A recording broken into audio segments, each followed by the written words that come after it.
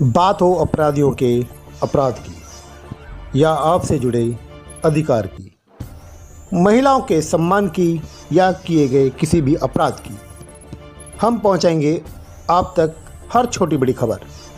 देखते रहें और चैनल को सब्सक्राइब जरूर करें। NCR न्यूज़ मीडिया, खबर हर पल की।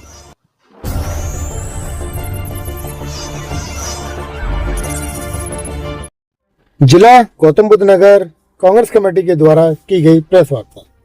मनरेगा और ग्राम रोजगार गारंटी को लेकर की गई प्रेस वार्ता में मनरेगा और ग्राम रोजगार गारंटी कानून पर हमला साधते हुए मनरेगा बचाओ संग्राम चलाते हुए 29 जनवरी को एक दिवसीय अनशन तथा जन जागरूकता बैठकें करने का किया गया ऐलान।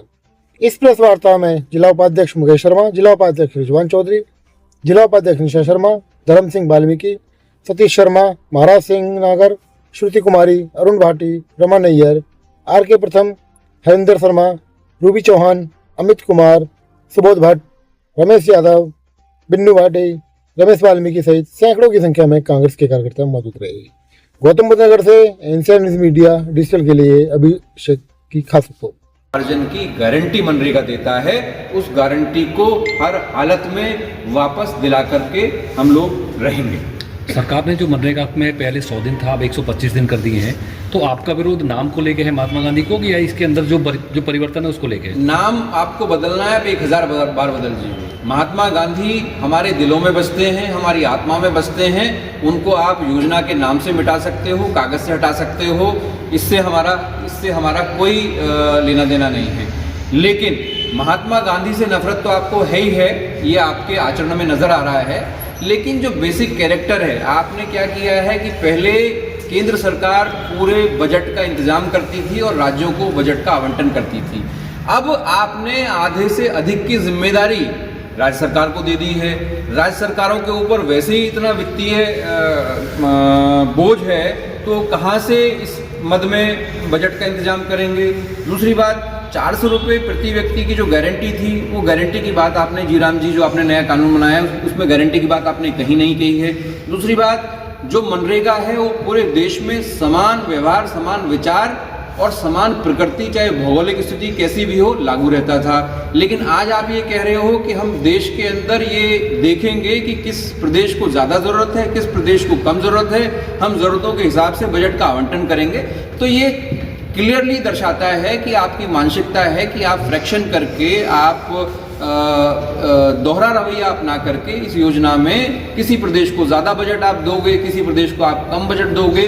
तो जिस प्रदेश को बजट कम मिलेगा तो उस प्रदेश के कामगार, उस प्रदेश के मजदूर पलायन करेंगे, और पलायन करने से सबसे ज़्यादा नुकसान उस गांव की अर्थव्यवस्था को, उस प्रदेश की अर्थव्यवस्था को, उस जिले की अर्थव्यवस्था को होता है। तो बहुत सारे सवाल हैं जिनके जवाब दिए जाने बाकी हैं, बहुत सारे सवाल हैं जिनको पूछने का काम हम केंद्र की सरकार से करने वाले हैं। और आज से इस संघर्ष का, मनरेगा बचाओ संग्राम का आगाज हमने कर दिया है। सतत जब तक ये वापस नहीं होगा, जैसे 3 कृषि कानून उन्होंने वापस लिए, जैसे भूमि अधिग्रहण अध्यादेश इन्होंने वापस लिया, उसी प्रकार से मनरेगा का जो इन्होंने ये बदला है कानून, इसमें अमूलचूल जो परिवर्तन किया है, जो बेसिक प्रावधान है उसमें जो परिवर्तन किया है, जब तक वो वापस नहीं होंगे हमारा संघर्ष सतत चलेगा और अंजाम तक हम पहुंचा के इसको रहेंगे। गौतम बुद्ध नगर कांग्रेस के द्वारा मनरेगा बचाओ संग्राम विषय को लेकर एक पत्रकार वार्ता आयोजित की गई है। क्या कुछ रणनीति है? देखिए, रणनीति स्पष्ट है।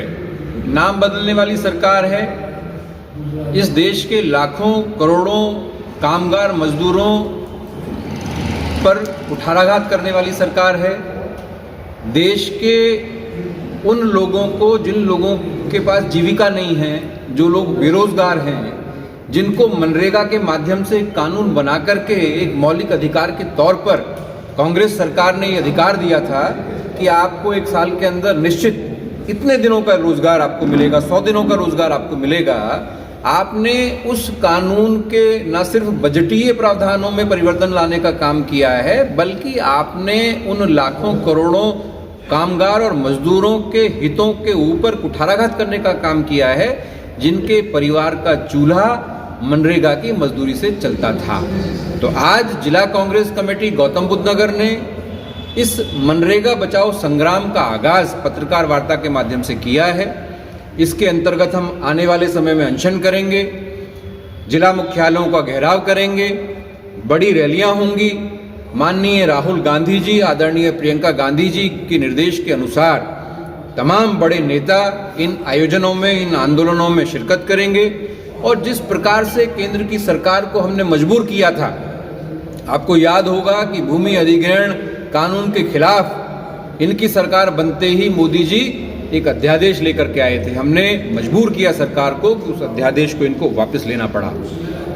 कृषि कानून इन्होंने देश के किसानों के ऊपर थोपे, उन कानूनों को इनको वापस लेने के लिए हमने मजबूर किया। पूरे देश के किसानों ने इनको मजबूर किया। तो देश के कामगारों, मजदूरों के साथ मिलकर के कांग्रेस पार्टी का एक एक कार्यकर्ता संकल्पित है कि मनरेगा बचाओ संग्राम के माध्यम से मनरेगा का जो मूल स्वरूप है हमें उसको वापस लाना है, ताकि इस देश की अर्थव्यवस्था का पहिया चलता रहे, निर्बाध रूप से चलता रहे। और इनकी जो ये महात्मा गांधी के खिलाफ इनकी जो मनोवृत्ति है, महात्मा गांधी से जो इनको नफरत है, गोडसे कौन थे? गोडसे इन्हीं के विचारों से ओतप्रोत एक व्यक्ति थे जिन्होंने गांधी की हत्या की। आप गांधी की हत्या कर सकते हो, मनरेगा से गांधी जी का नाम हटा सकते हो, लेकिन इस देश के अरबों देशवासियों के दिलों में गांधी बसते हैं। उन दिलों से आप गांधी को नहीं मिटा सकते। इस देश के आम आवाम के अंदर, आम आवाम के जहन में जो गांधी के विचार हैं, उन विचारों को आप नहीं मिटा सकते, उसको आप नहीं बदल सकते। हमारा कहना है स्पष्ट रूप से केंद्र सरकार से कि आपको सोच समझ करके कदम उठाने चाहिए। इस देश के सैकड़ों करोड़ों जो आम लोग हैं, चाहे वो किसान हैं, चाहे वो मजदूर हैं, चाहे वो कोई भी हमारे देश के लोग हैं, उनके हितों के प्रति आपको संजीदा रहना चाहिए। सिर्फ राजनीतिक स्टंटबाजी से ओतप्रोत होकर के, सांप्रदायिक बुद्धि से, धार्मिक उन्माद के वश होकर के यदि आप इस देश के अंदर सत्ता चलाने का काम करेंगे, हिटलरशाही चलाने का काम करेंगे, तो इस देश की जनता और कांग्रेस पार्टी के कार्यकर्ता इस बात को कतई बर्दाश्त नहीं करेंगे। हम ये संकल्प ले रहे हैं कि मनरेगा और इसी तरीके के और भी जो कुटाराघात इन्होंने इस देश के ऊपर थोपे हैं, जो अत्याचार, जो अनाचार ये लोग सरकारी दमन के माध्यम से कर रहे हैं, हम उसको बर्दाश्त नहीं करेंगे। और हम पुरजोर मजम्मत करते हैं, पुरजोर विरोध करते हैं। और जब तक वापसी नहीं हो जाएगी मनरेगा के मूल स्वरूप की, हमारा मनरेगा बचाओ संग्राम बदस्तूर चलता रहेगा, बदस्तूर जारी रहेगा।